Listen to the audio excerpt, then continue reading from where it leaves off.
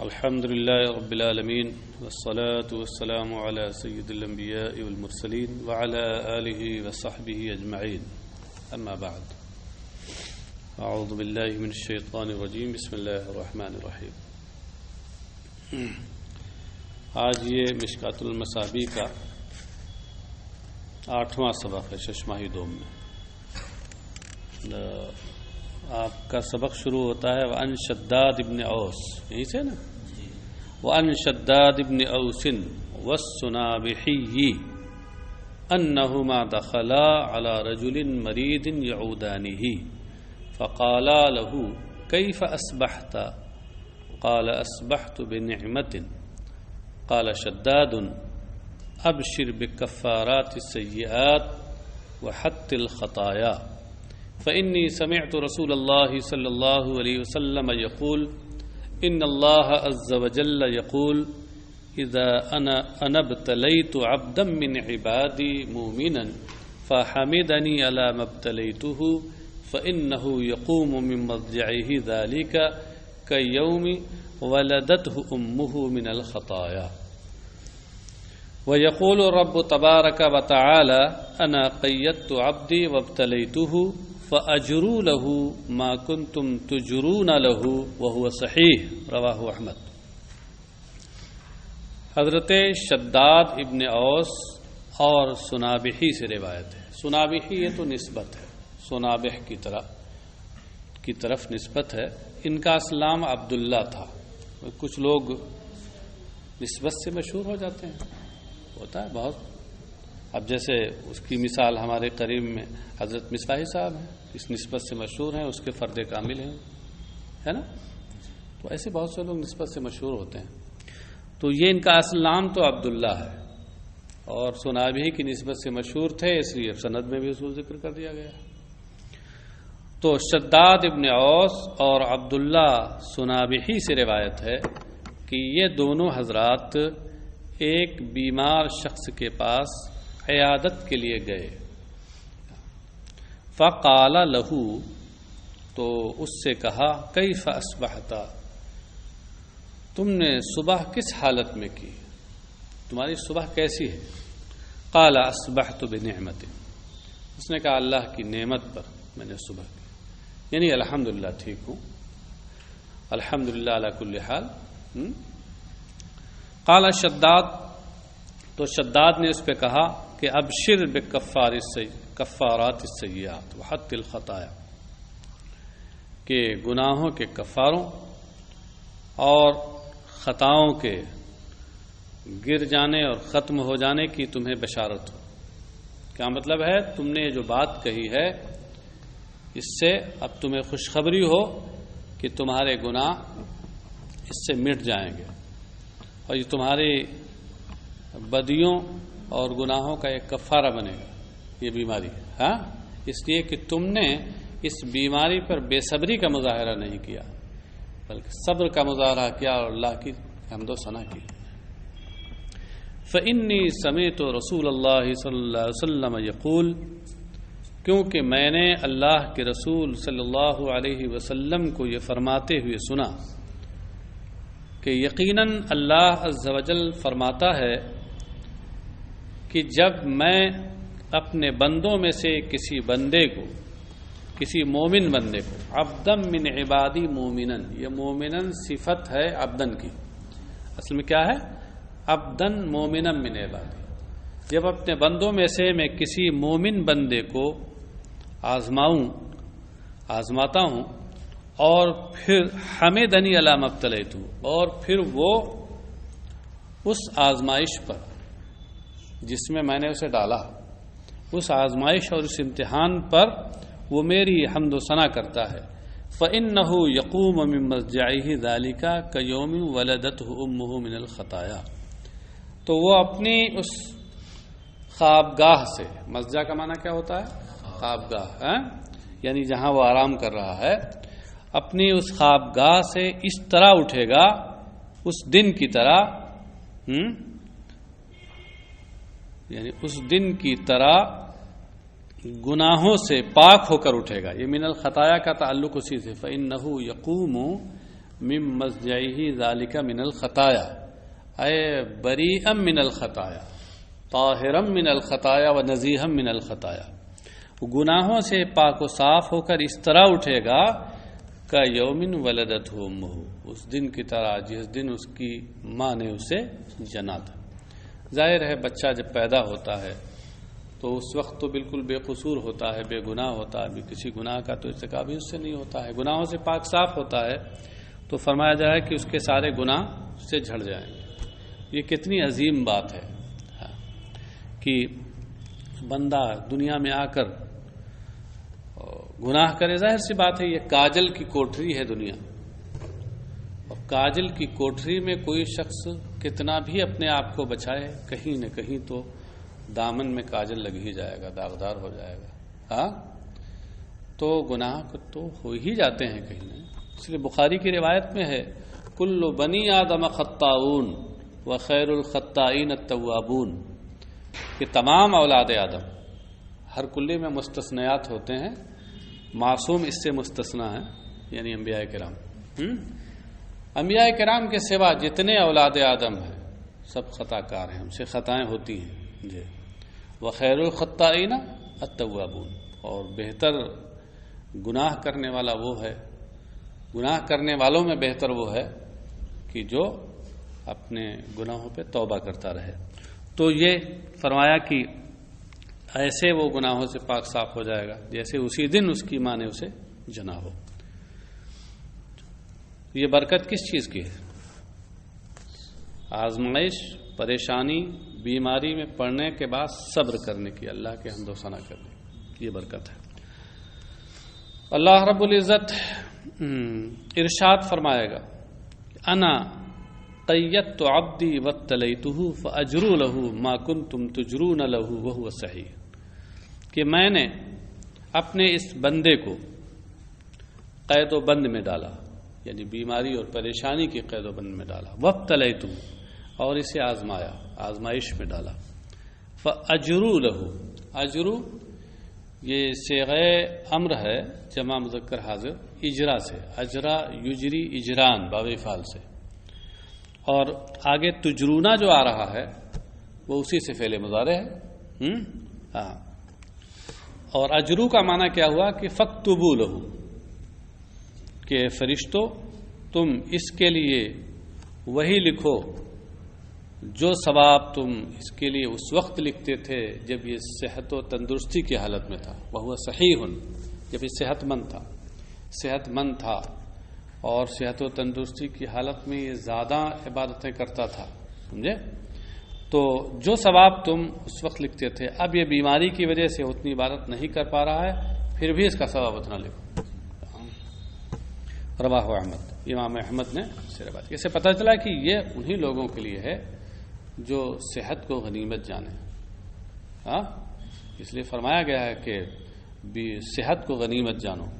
ہاں، حدیث شریف میں آیا ہے، خود نبی اکرم صلی اللہ علیہ وسلم نے ایک موقع پر ارشاد فرمایا کہ نعمتان مغبون فیہما کثیر من الناس الصحت والفراغ، دو نعمتیں ایسی ہیں کہ جس کے تعلق سے بہت سے لوگ غبن اور گھاٹے میں رہتے ہیں۔ مغبون غبن سے بنا ہے، بہت سے لوگ گھاٹے میں رہتے ہیں، ایک صحت و تندرستی، دوسرے فالغ البالی۔ انسان کو صحت و تندرستی ملے تو ایسی صورت میں جو اللہ نے اس کو جس وجہ سے پیدا کیا ہے اس کی طرف توجہ کرنی چاہیے، عبادت الہی کی طرف، نیکیوں کی طرف زیادہ سے زیادہ، اور فارغ البالی ملے تو وقت ضائع نہیں کرنا چاہیے ادھر ادھر، بلکہ نیک کاموں میں لگانا چاہیے۔ ہاں، کیونکہ جب یہ چیزیں چلی جاتی ہیں تب احساس ہوتا ہے، چاہ کے بھی آدمی نہیں کر پاتا۔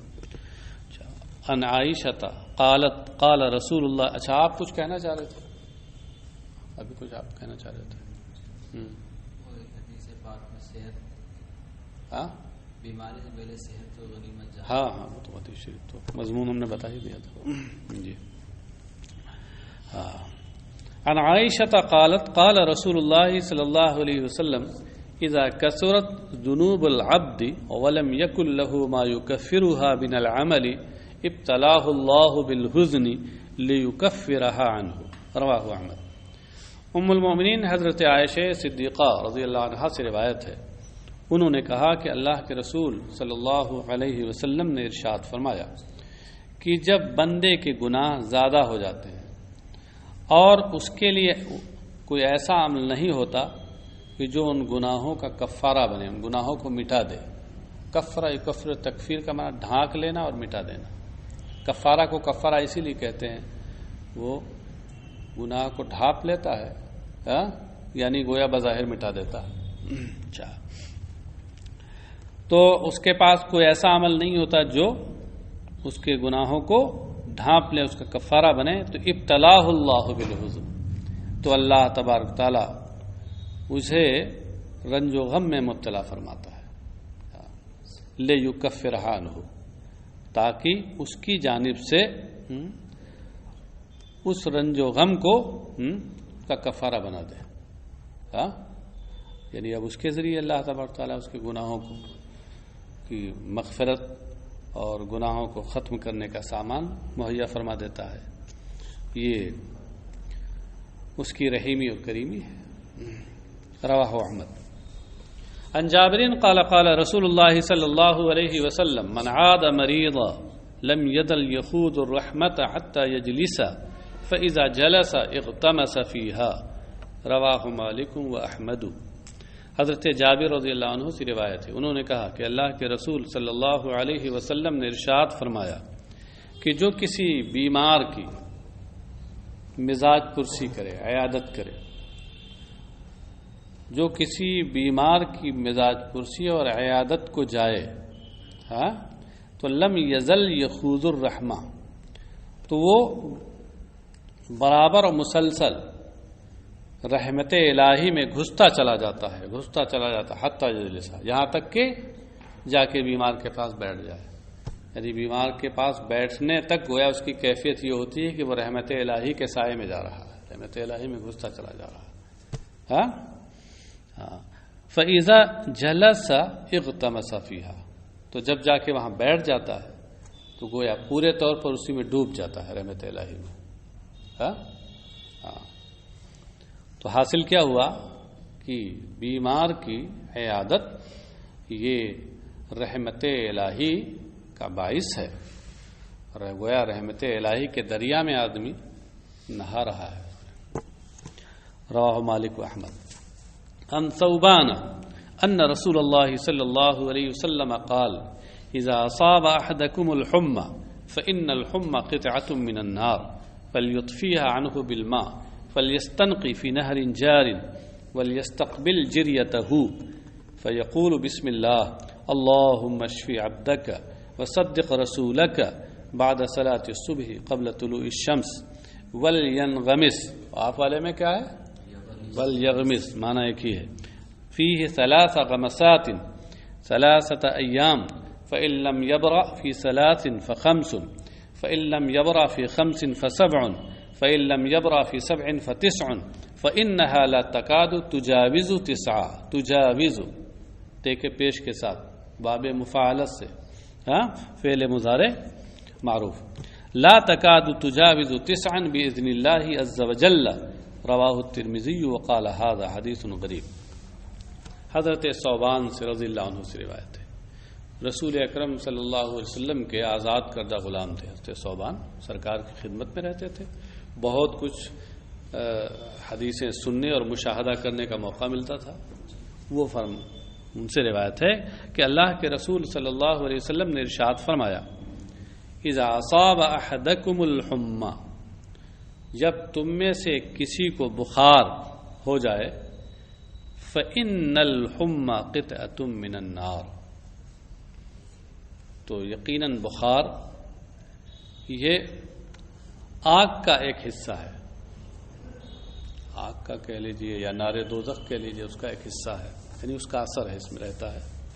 آپ دیکھتے ہیں بخار ہوتا ہے تو بالکل بدن جلنے لگتا ہے، تپنے لگتا ہے، ایسا لگتا ہے جیسے آگ میں تپایا گیا ہو۔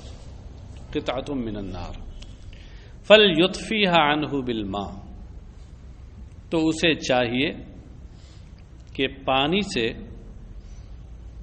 اس کو بجھائے، فلیطفیہ، یہ لام امر ہے. فلیطفیہ میں جو لام فا کے بعد ہے یہ لام امر ہے. اور لام امر تو آپ جانتے ہیں، پہلے ہی شروع میں پڑھا ہوگا آپ نے کہ یہ مکسور ہوتا ہے. لیکن جب اس سے پہلے حروف عاطفہ میں سے فا اور واو آ جائے تو اس وقت یہ ساکن ہو جاتا ہے. ہاں،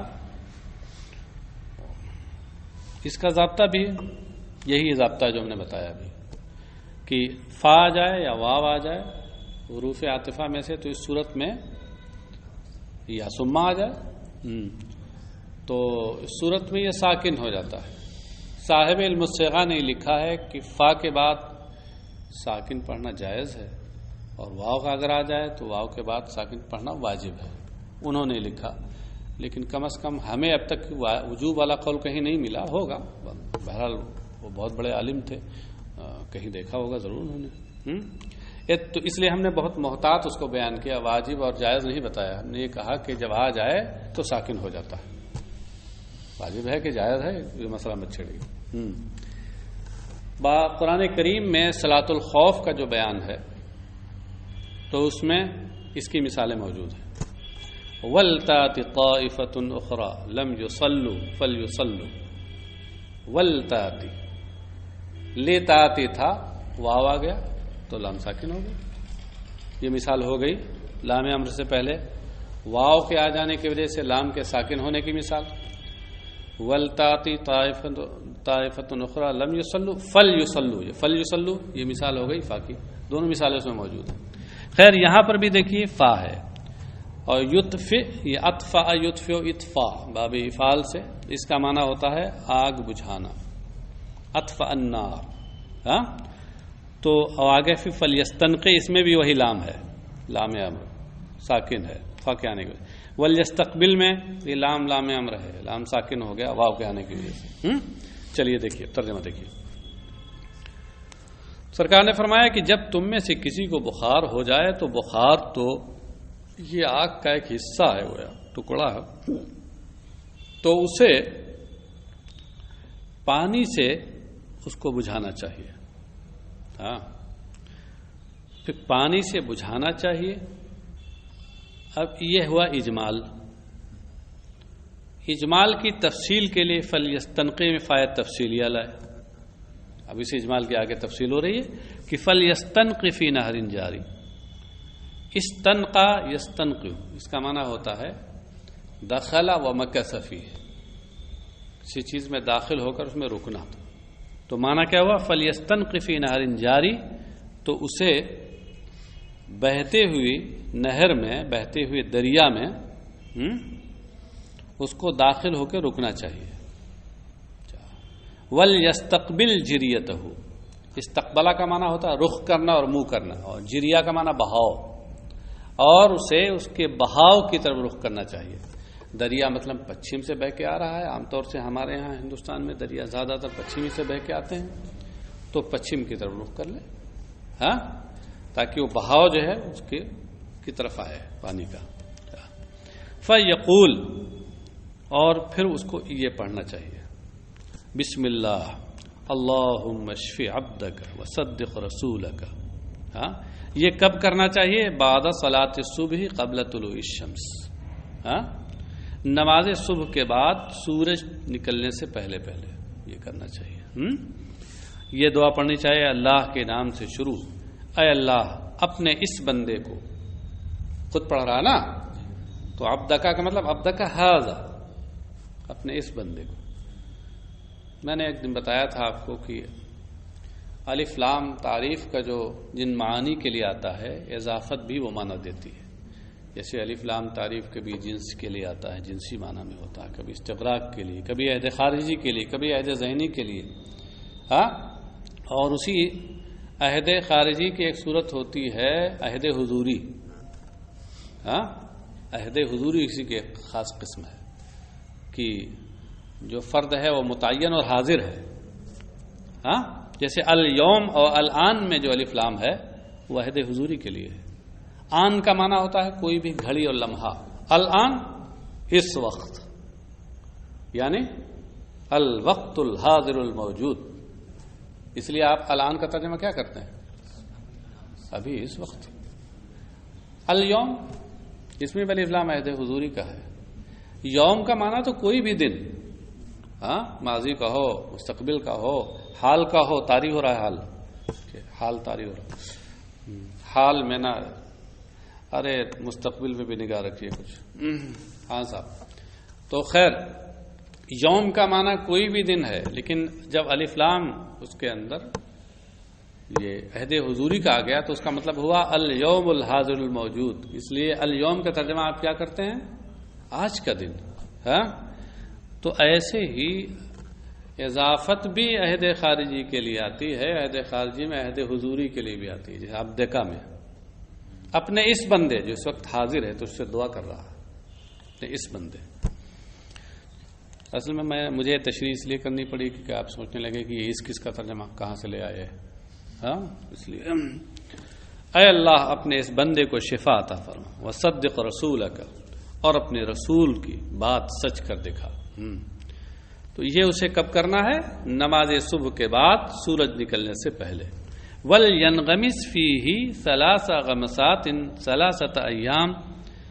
وَلْيَغْمِسْ فِيهِ آپ کے نسخے میں ہے، اور اسے چاہیے کہ 3 دن تک 3 بار ڈبکیاں لگائے اسی پانی میں، اسی طریقے سے صبح کے بعد طلوع شمس سے پہلے. فَإِن لَّمْ يَبْرَ فِي ثَلَاثٍ فَخَمْسٌ. تو اگر وہ 3 دن میں شفا یاب نہ ہو، ٹھیک نہ ہو، فَخَمْسٌ تو پھر 5 دن. فَإِن لَّمْ يَبْرَ فِي خَمْسٍ فَسَبْعٌ.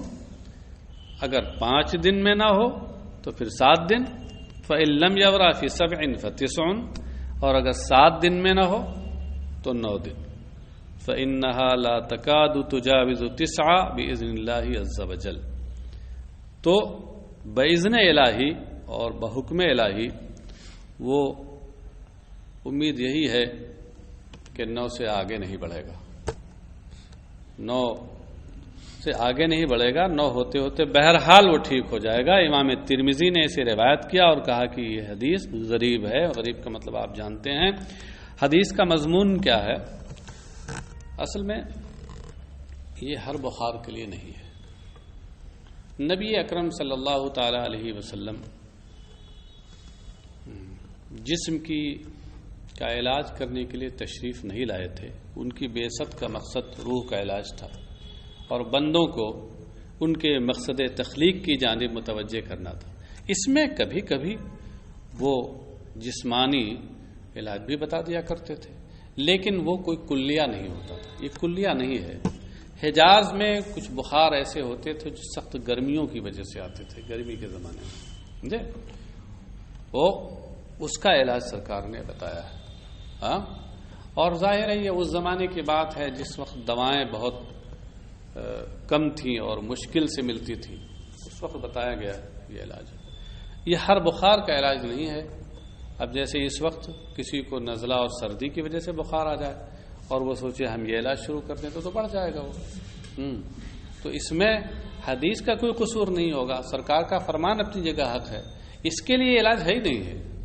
یہ خاص اس کے لیے علاج ہے. شارحین نے اسی لیے اس کی صراحت کی. بات سمجھ گیا نا؟ ہاں، نہیں معلوم ہو کہ ہر بخار کے لیے سمجھ لیں اور اس کے بعد پھر یہ شروع کر دیں. ہاں، اچھا. عن ابی ہریرہ قال ذکرت الحمى عند رسول اللہ صلی اللہ علیہ وسلم فسبها رجل. اب دیکھیے، غور کیجئے. چاہیے تو یہ تھا کہ اس حدیث کو اس باب میں ذکر ہی نہ کرتے، کیونکہ حدیث باب کیا باندھا ہے؟ باب عیادت المریض و ثواب المرض ہے. اس میں کہیں عیادت المریض یا ثواب المرض ہے کہیں؟ ہاں، بیماری کا ذکر ہے، اس کا ثواب کچھ ہے یہ تو نہیں ہے اس میں. ہاں، اس کا ذکر تو نہیں ہے. تو چاہیے یہ تھا کہ اس حدیث کو کتاب الطب میں لے جاتے ہیں. کتاب الطب والرقیٰ انہوں نے باندھا ہے، وہاں لے جا کے رکھنا چاہیے تھا. علاج سے متعلق ہے، وہاں سے زیادہ مناسب تھی. بہرحال یہاں رکھا ہے. اب ہو سکتا ہے اس کی لم ان کے ذہن میں کچھ ہو اور ہم تو یہی جانتے ہیں کہ بڑوں سے بھی خطائیں ہو جاتی ہیں، کوئی ایسی خطا نہیں ہے، یہ ہو سکتی ہے ہاں. اور اس موقع پر وہ یاد رکھنا چاہیے کہ کل بنی آدم خطاؤن خیر الخطائین التوابون. سیدنا امام مالک رضی اللہ تعالیٰ عنہ کا وہ قول ذہن میں رکھنا چاہیے کہ سرکار علیہ الصلوۃ والسلام کے روضے کے سامنے کھڑے ہو کر اور انہوں نے ارشاد فرمایا تھا کہ کل ماخوذ منہ ومردود علیہ الا صاحب ھذا القبر، کہ ہر شخص ایسا ہے جس کی کچھ باتیں لی جاتی ہیں قابل قبول ہوتی ہیں اور کچھ ایسی ہوتی ہیں جو ناقابل قبول ہوتی ہیں، سوائے صاحب مزار کے سرکار کے. یہ معصوم ہے، ان کی ہر بات قابل قبول ہے. سمجھے؟ ہاں، تو مطلب یہ ہے کہ اسی کو عربی مثل میں کہا جاتا ہے لکل جواد کبوہ، ہر عمدہ گھوڑے کو کبھی ٹھوکر لگتی ہے. ہاں، وَلِكُلِّ صَارِمٍ نَبْوَةٍ، اور ہر تیز تلوار کبھی نشانے سے چوک جاتی ہے. ہاں، وَلِكُلِّ عَالِمٍ حَفْوَةٍ، ہر عالم سے کبھی کبھی چوک ہو جاتی ہے. چوک ہو سکتی ہے، ایسی بات نہیں، اس سے کوئی ان کے مقام بلند میں کوئی فرق نہیں پڑے گا. ہاں ہاں جی، دنیاوی معاملے میں ہاں، کوئی حدیث ہو، دنیاوی معاملہ کیا علاج کے بارے میں، ہاں اس پر حدیث کوئی نہیں کر سکتے، کوئی بھی بخار ہو اس طرح علاج کریں، ہاں ایسے کوئی بھی حدیث ہو نہیں. چونکہ اس کو شارحین نے بتا دیا ہے، چونکہ نگاہیں بہت آگے تک ہیں، انہوں نے یہ بتا دیا ہے کہ یہ ہر بخار کے لیے نہیں ہے یہ جی. اب اگر دنیاوی ایسی کوئی چیز ہو جس کے بارے میں ماہرین یہ بتائیں کہ ایسا نہیں ہے تو کر سکتا ہے، لیکن اگر وہ سب بالاتفاق ہی کہتے ہوں کہ نہیں یہ عام ہے، کلیہ ہے، تو پھر وہاں ہمیں پھر اپنے اخلاق کا گھوڑا دوڑانا بھی نہیں چاہیے. ہاں، اپنے بڑوں پر رکھنا چاہیے، ایسی بات نہیں ہے. اس کے بارے میں سب شارحین نے یہ لکھا، جو میں نے ابھی آپ کو خلاصہ بتایا ہے، سب شارحین نے یہ بات لکھی. اچھا، اور یہ جو بات میں نے ایک تشریح کے ساتھ کہی ہے، یہ بات بھی حضرت محقق شیخ عبدالحق محدث دہلوی نے فرمائی ہے کہ یہ بات اس باب میں نہیں ہونی چاہیے، غور کیجیے تو نہیں ہونی چاہیے تھا. انہوں نے کہا یہ اس باب سے متعلق ہے، وہاں ہونا چاہیے تھا. ہاں، اس طرح کی تو ہو جاتی ہیں چیزیں، میں ایسی بات نہیں. مجموعی اعتبار سے کتاب بہت ہی اچھی ہے، بے مثال ہے. عن ابی ہریرہ قال ذکرت الحمى عند رسول اللہ صلی اللہ علیہ وسلم فسبها رجل فقال النبي صلی اللہ علیہ وسلم لا تسبها فإنها تنفي الذنوب كما تنفي النار خبث الحديد. رواہ ابن ماجہ. حضرت ابو ہریرہ رضی اللہ عنہ سے روایت ہے، انہوں نے کہا کہ رسول اکرم صلی اللہ علیہ وسلم کی بارگاہ میں بخار کا تذکرہ ہوا تو ایک شخص نے بخار کو برا بھلا کہا، گالی دی. ہاں، فقال النبی صلی اللہ علیہ وسلم، تو سرکار علیہ الصلوۃ والسلام نے ارشاد فرمایا لا تسبها. لا تسبہ یہ کیا ہے؟ صیغہ نہیں ہے، سب یسب. ہاں، اور آپ لوگ تو فن صرف کے ماہر ہیں، ایسے موقع پہ جانتے ہیں کہ اس کو لا تسبہ بھی پڑھ سکتے ہیں، لا تسبے بھی پڑھ سکتے ہیں، اور ہمت کیجئے لا تسبو بھی پڑھ سکتے ہیں، وہ بھی جائز ہے. سمجھے؟ ہاں، تو کاتب نے لکھا، آپ لکھ سکتے ہیں، میں بتاتا رہا ہوں. قاعدے اور قانون جو آپ نے پڑھے اس کی روح سے بھی پڑھ. اور رسم الخط جو ہے وہ ہم لوگ کی موافقت نہیں کرتا ہے، ورنہ لا تسبب بھی پڑھ سکتے ہیں. ہاں، 4 صورتیں ہیں اس میں. عام حالات میں 3 صورتیں ہیں، لیکن اگر پہلے والے حرف سے پہلے ضمہ ہو تو اس پہ ضمہ پڑھنا بھی جائز ہے. تو یہاں 4 صورتیں ہو جائیں گی، یہاں ضمہ ہے نا. وقال النبی صلی اللہ علیہ وسلم لا تسبها لا تسبها لا تسبیها، تینوں پڑھ سکتے ہیں. ہاں، اور رسم الخط موافقت نہیں کرتا، ورنہ لا تسببها بھی پڑھ سکتے ہیں. تو نبی اکرم صلی اللہ علیہ وسلم نے ارشاد فرمایا کہ بخار کو برا بھلا نہ کہو، فإنها تنفي الذنوب، کیونکہ بخار گناہوں کو اس طرح دور کر دیتا ہے، کما تنفی النار خبث الحدید، جس طریقے سے آگ لوہے کے زنگ اور میل کچیل کو دور کر دیتی ہے.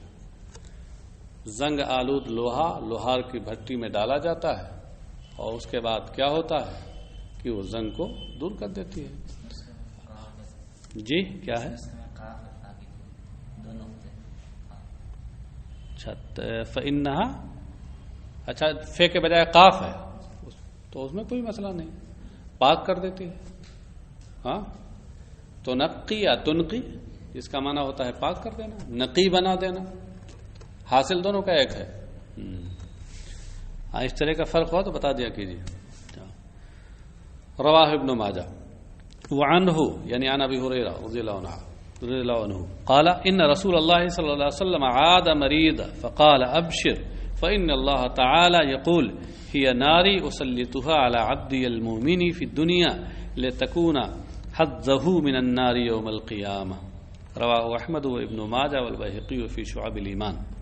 حضرت ابو ہریرہ رضی اللہ عنہ سے روایت ہے، انہوں نے کہا کہ اللہ کے رسول صلی اللہ علیہ وسلم نے ایک بیمار کی عیادت فرمائی تو ارشاد فرمایا ابشر، تجھے خوشخبری ہو.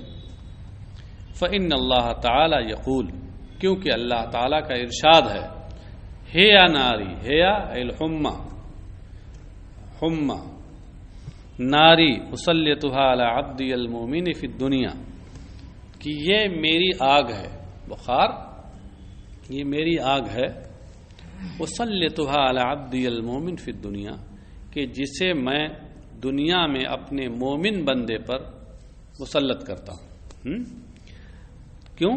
لتکون حظہ، تاکہ یہ آگ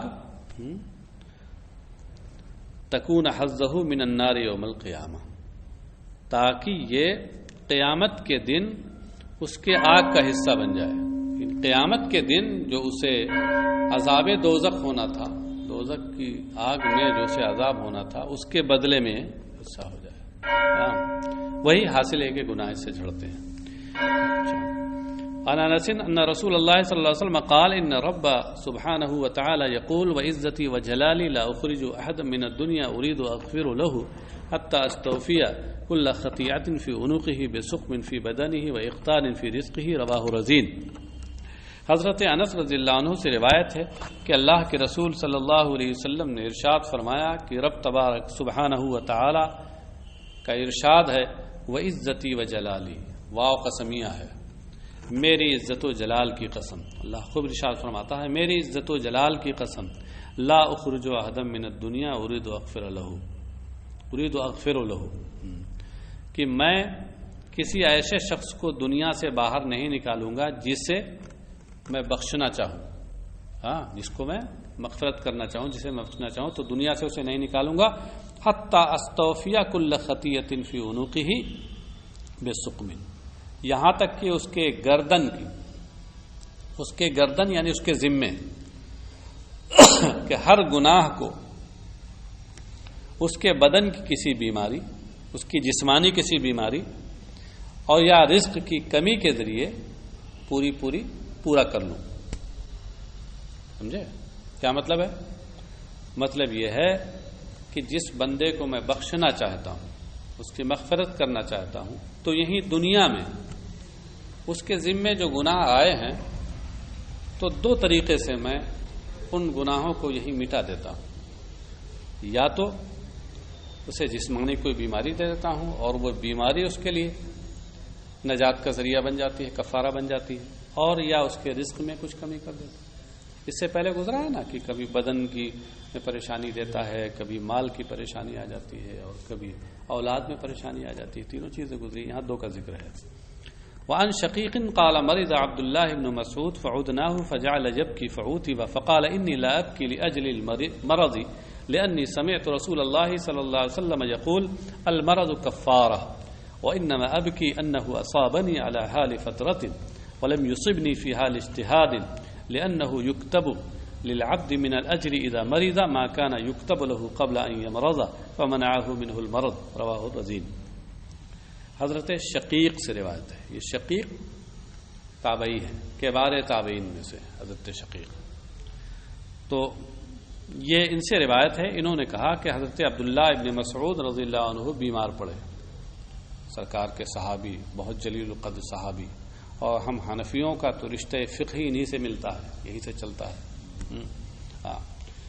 تو یہ بیمار پڑے. فعودناہ کہتے ہیں ہم لوگ عیادت کو گئے، فجعل یبکی تو یہ رونے لگے حضرت عبداللہ ابن مسعود.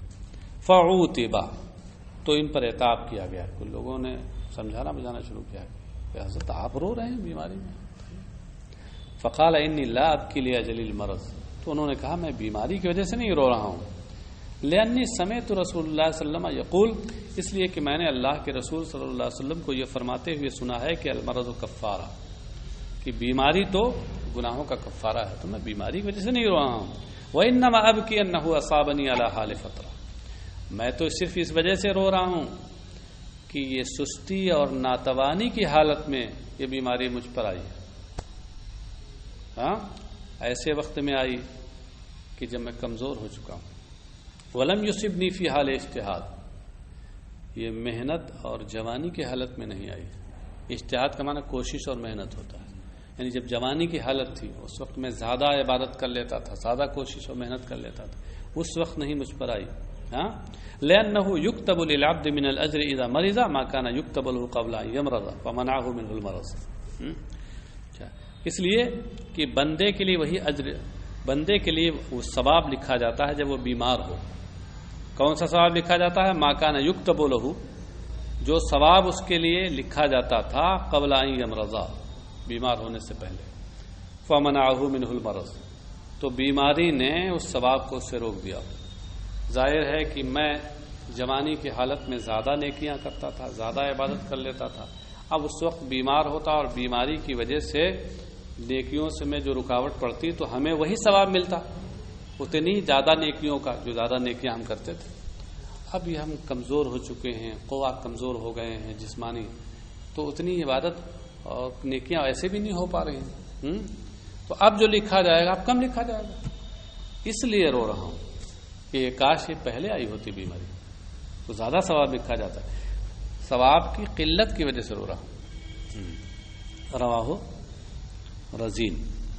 اچھا، یہ گھنٹی کس کی ہے؟ اچھا چلیے آئیں گے تو پڑھا رہا ہوں. انا انس قال كان النبي صلی اللہ علیہ وسلم لا يعود مريضا الا بعد ثلاث. حضرت انس رضی اللہ عنہ سے روایت، انہوں نے کہا نبی اکرم صلی اللہ علیہ وسلم کسی بیمار کی عیادت کو 3 دن کے بعد ہی جاتے تھے، یعنی بیمار ہوتے ہی نہیں پہنچتے تھے بلکہ 3 دن گزر جانے کے بعد عیادت کو جاتے تھے. رواہ ابن ماجہ اور بہقی شعب الایمان. ابن ماجہ اور بہقی نے شعب الایمان میں سے روایت کی. کیا یہی سنت ہے؟ سارے شارحین بالاتفاق ہی کہتے ہیں کہ یہ حدیث غایت درجہ ضعیف ہے، بلکہ بعض لوگوں نے تو جلال میں آ گئے کہہ دیا یہ موضوع ہے. سمجھے؟ لیکن اتنا تو حد درجہ ضعیف ہونے پر سب کا اتفاق ہے. سمجھے؟ اس لیے اس میں جو بات کہی گئی ہے یہ بات قابل اعتماد نہیں ہے، اور اس پر سب کا اتفاق ہے کہ بیمار کی عیادت کے لیے کوئی وقت مقرر نہیں ہے. شروع میں بھی جا سکتا ہے، بیچ میں بھی جا سکتا ہے، آخر میں بھی جا سکتا ہے. سمجھے؟ بلکہ میں سمجھتا ہوں کہ شروع میں جانے میں اس کی دلداری زیادہ ہے نا. اب سب کچھ ہو گیا، آخر میں آپ پہنچے تو وہ سوچے گا لیجیے سب کچھ ہو گیا، اب ان کو پتہ لگی اب آئے ہیں. بعض لوگ ناراض بھی ہونے لگتے ہیں. شروع میں جائیے تو دلداری اور اپنائیت کا اظہار زیادہ ہوتا ہے. ہاں، تو اس لیے والا اس کا جو مضمون ہے وہ اور عام احادیث کے خلاف ہے، اس لیے یہ قابل عمل نہیں ہے، غایت درجہ ضعیف ہے. وعن عمر بن الخطاب رضی اللہ عنہ قال قال رسول اللہ صلی اللہ علیہ وسلم اذا دخلت على مريض فمره يدعو لك فإن دعاءه كدعاء الملائكة. رواہ ابن ماجہ. حضرت عمر بن خطاب رضی اللہ عنہ سے روایت ہے، وہ کہتے ہیں کہ رسول اللہ صلی اللہ علیہ وسلم نے ارشاد فرمایا کہ جب تم کسی مریض کے پاس جاؤ تو اس سے کہو کہ وہ تمہارے حق میں دعا کرے. یدعو لکا، دعا کا صلہ، دعا کا صلہ لام آئے تو دعائے خیر کرنا، اور علا آئے تو بد دعا کرنا. ہاں، تمہارے حق میں دعا کرے، دعائے خیر کرے اس کو. کیوں؟ فإن دعاءہ کدعاء الملائکہ، کیونکہ بیمار کی دعا فرشتوں کی دعا کی طرح ہوتی ہے، مقبول ہوتی ہے. ہاں، حدیث شریف میں کچھ دعاؤں کے بارے میں آیا ہے کہ وہ دعائیں مقبول ہوتی ہیں. جیسے بیمار کی دعا ہے مقبول ہوتی ہے، مسافر کی دعا ہے یہ مقبول ہوتی ہے، اور بھی بہت سی چیزیں ہیں. اور والدین کی دعا اپنی اولاد کے حق میں مقبول ہوتی ہے. ہاں، بلکہ بعض روایت میں آیا ہے کا دعائی نبی لامتی ہی، والدین کی دعا کے بارے میں کہ ایسے مقبول ہوتی ہے جیسے نبی اپنی امت کے بارے میں دعا کرے. تو خیر فرشتوں کی دعا کی طرف کی دعا ہوتی ہے. عن ابن عباس قال من السنة تخفیف الجلوس وقلة الصخب في العيادة عند المريض وقال رسول الله صلی اللہ علیہ وسلم لما كثر لغتهم واختلافهم قوموا عني رواہ رزین. جیسے آئیں گے آپ لوگ دیکھیں گے بتائیے گا. حضرت عبداللہ ابن عباس رضی اللہ عنہما سے روایت ہے، انہوں نے کہا من السنتی، یہ سنت سے ہے، تخفیف الجلوس وقلت الصخب فی العیادت عند المریض، ہاں مریض کے پاس عیادت کرنے میں ہلکا بیٹھنا، زیادہ دیر نہ بیٹھنا کہ اکتانے لگے. وقلت الصخب، اور شور و شرابہ نہ کرنا. یہاں صخب کا معنی ہوتا ہے شور شرابہ، اور قلت کا معنی کم ہونا بھی ہوتا ہے، اور نہ ہونے کے معنی میں، یہاں اسی معنی میں ہے، نہ ہونے کے معنی میں. ہاں ارے آپ لوگوں نے پڑھا ہوگا مجانی الادب میں ایک شعر، اس میں قلت عدم کے معنی میں ہے. اذا قل مالی فلا خل یصاحبنی وان کثر مالی فکل الناس خلانی. ہاں اذا قل مالی اے عدم مالی، ہاں فلا خل یصاحبنی، ہاں بوقت تنگ دستی آشنا بیگانہ می گردد، سراہی چوں سبد خالی جدا پیمانہ می گردد. ہاں تنگ دستی کے وقت اپنے بھی پرائے ہو جاتے ہیں، وہی ہے. تو یہاں وہی قلت بمعنی عدم ہے. سمجھے؟ اچھا صاحب. وقال قال رسول اللہ صلی اللہ علیہ وسلم لما کثر لغتهم واختلافهم، لغت کا معنی بھی شور و شغب ہوتا ہے، لغت اور صخب دونوں کا معنی ہوتا ہے. اچھا اختلاط الاصوات فی شدت الضوضاء والغواء، شور و غوغا کرنا. کہا اللہ کے رسول صلی اللہ علیہ وسلم نے ارشاد فرمایا جب سرکار کے پاس شور و شرابہ اور باہم اختلاف زیادہ ہوا سرکار کے مرض وصال میں، تو فرمایا قوموا عنی، میرے پاس سے اٹھ جاؤ. سمجھے؟ اس سے تکلیف ہوتی ہے نا. وہ جب قرطاس والی بات آئی تھی نا، سرکار نے کہا کہ کاغذ لاؤ، تو اس میں صحابہ کا اختلاف ہو گیا. بعض لوگوں نے کہا کہ سرکار کا یہ مقصد ہے، بعض نے کہا یہ مقصد. اس میں تھوڑا آواز بلند ہونے لگی تو سرکار کو ناگوار گزرا، فرمایا قوموا عنی، میرے پاس سے چلے جاؤ. تو اس سے ثابت یہ ہوا کہ بیمار کے پاس زیادہ شور و شغب نہیں کرنا چاہیے اور زیادہ دیر ٹھہرنا نہیں چاہیے. ہاں البتہ یہ ضرور ہے کہ کچھ لوگ ایسے ہیں کہ جن بیمار چاہتا ہے کہ وہ زیادہ دیر بیٹھیں، تو وہ عیادت میں داخل نہیں ہے، بلکہ وہ رفاقت اور صحبت کا حصہ ہو جائے گا. ہاں تو ایسے لوگوں کا بیٹھنا بہتر ہے، کیونکہ مقصود دلداری ہے.